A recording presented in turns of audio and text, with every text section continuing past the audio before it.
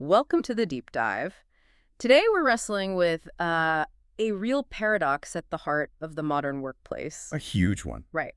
On one hand, you have AI and its incredible power. I mean, it is fundamentally reducing the cost of prediction. Absolutely. Think about what that means. Ah. Radiologists getting help with diagnoses, judges with pretrial decisions. Exactly. Support for pretty much every knowledge worker. The promise is this huge boost in productivity and accuracy. And yet that promise is just slamming into a wall of human behavior. Okay, what do you mean? Well, despite all these clear, measurable benefits, we're seeing this persistent underutilization of these systems. People are resisting, they're second-guessing the algorithms. Even when they know it would help them. Even when they know it would improve their performance. We are, and I'm not exaggerating, leaving mountains of value on the table. So that's the core question for our deep dive today, right? Why? Why would anyone, actively choose to perform worse? Our sources, which are based on some really compelling field experiments, they point to this phenomenon called AI shaming. It's a classic socio-technical problem. The tech itself works, it's brilliant. But the second you drop it into a social system, with hierarchies and norms and professional pride, The human element breaks the model. that's it. So today we need to explore why these image concerns are trumping actual performance gains. And, more importantly, what organizations can actually do to fix it. Let's start right there. What exactly is AI shaming? At its core, it's this new workplace norm where relying too heavily on AI starts to signal something negative about you. Negative in what way? It suggests you might lack confidence or maybe competence, that Yeah. you're using a digital crutch instead of your own, independent judgment. So it's not about whether the AI is right or wrong. No, not at all. It's about what the act of using it says about you to everyone watching. Yeah. Your boss, your team, even future employers. Okay, that sounds like a kind of status anxiety, which we all know is real. But is there data that actually quantifies this? I see we have a field experiment with 450 workers. This is where it goes from a theory to a hard fact. So in this experiment, the researchers introduced just one variable: visibility. Visibility. They made some of the workers' AI usage visible to evaluators. So these HR specialists could see whether or not a worker followed the AI's recommendation. And just to be clear, the workers knew their only job was to get the highest accuracy score, right? The best outcome. Exactly. They knew they were being judged purely on performance. And yet the results were, well, they were stark. What happened? Just making their usage visible caused workers to reduce their reliance on the AI by a massive 14%. 14%, just because someone was watching. Think about that. The moment the curtain was pulled back, they stopped using the very tool that was designed to help them succeed. Okay, a 14% drop in adoption is one thing, but what's the actual damage to their work? How did it hurt their performance? Well, that drop in reliance directly led to a measurable drop in their task accuracy, about 3.4%. So they were literally performing worse on purpose just to manage perceptions. They were trading real, measurable success for the perception of being an independent thinker. Wow, that 3.4%, that's the real cost, isn't it? When you scale that up, the numbers must be huge. They are. The researchers estimate that 1 out of every 4 potential successful human-AI collaborations is just lost. It vanishes because the human is worried about optics. This isn't a small thing. It's a systematic drag on productivity. And it's not just in, regular office jobs. I'm looking at a note here about pretrial judges. It's a perfect high-stakes example. We have research showing that 90% of pretrial judges perform worse than the risk assessment algorithms when they decide to override them. 90% do worse, yet they still override them. They'll override. It just shows how powerful that impulse is to signal your own human judgment, even when it might lead to a worse or maybe less fair outcome. So if the cost is this high, we have to ask why. What is it about AI specifically that triggers such a strong reaction? It's not just about being lazy, is it? No, it's much, much deeper than that. It's rooted in what sociologists call social image concerns. We all care deeply about how our actions are interpreted by our supervisors, our peers. And the wider job market. And the job market, exactly. Yeah. But AI feels different than, say, asking a colleague for advice down the hall. Why? What's the difference? Because it's all logged. Algorithmic advice is digital, it's trackable, it's auditable forever. That level of transparency just supercharges those anxieties. There's a permanent record of you needing help. Right. That makes total sense. Transparency creates defensiveness. But what's the specific signal they're afraid of sending? They are terrified of signaling a judgment deficit. A judgment deficit. Yes. The researchers actually asked them. They asked the workers what traits they were trying to signal to evaluators. And number one, by a long shot, was confidence in own judgment. And leaning on an algorithm looks like the exact opposite of that. Precisely. It looks like you can't stand on your own 2 feet. You're trying to prove you're decisive, and the machine makes you look dependent. That puts knowledge workers in a terrible position. You're faced with this choice. Use the tool and get the best result, but maybe look bad. Or hide your usage and present something that's, a bit worse, but looks like it's all you. It's a huge source of anxiety, Uh-huh. and it has a measurable cognitive cost. How so? We can actually quantify it.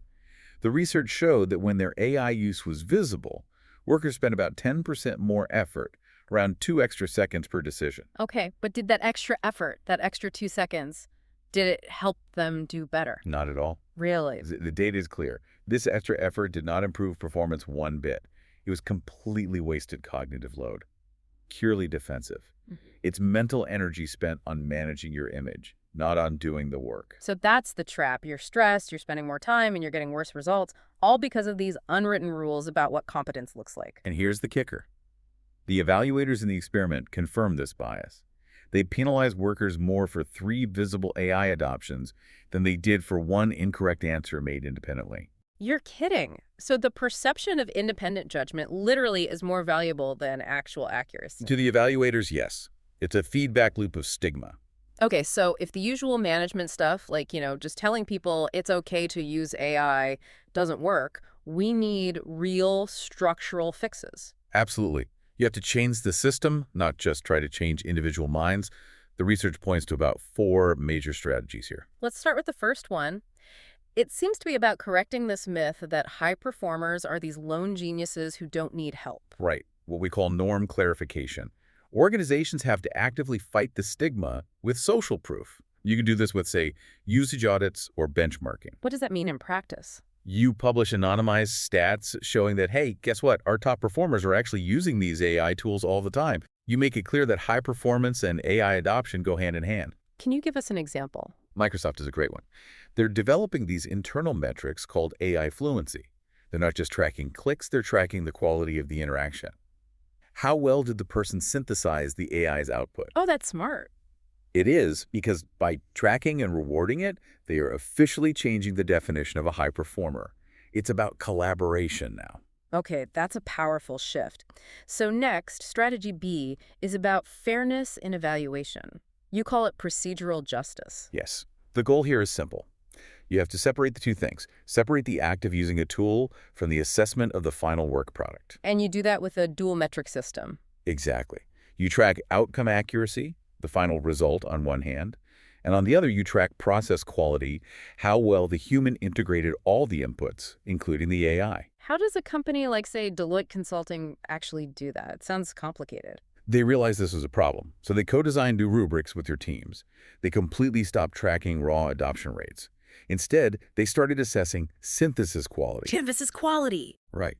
How well did the consultant blend the machine's data with their own expertise to create the final recommendation? They're now evaluating judgment in collaboration, not judgment in isolation. That's a brilliant reframe. The human's value becomes editing and curation, not just origination. You've got it. The human is the editor-in-chief, not the lone writer. Okay, let's go back to the visibility problem with strategy C. If monitoring individuals is the problem, how do we fix it? You stop monitoring individuals, you move to de-individualized monitoring. Track the effectiveness at the team level or the unit level. But I think the most powerful tool here is changing the default setting. What do you mean by that? It's called embedded defaults with active override. Instead of the AI making a suggestion, you have to choose to accept. The AI recommendation is the baseline. It's the default. And you have to actively justify your decision to ignore it. You reverse the burden of proof. Exactly. It completely normalizes adoption. If the default is to use it, there's no social pressure anymore. The sources have a great example of this from JP Chase. Yes, with their loan officers. They totally redesigned the workflow. It used to be that an officer had to justify why they agreed with the algorithm's risk assessment.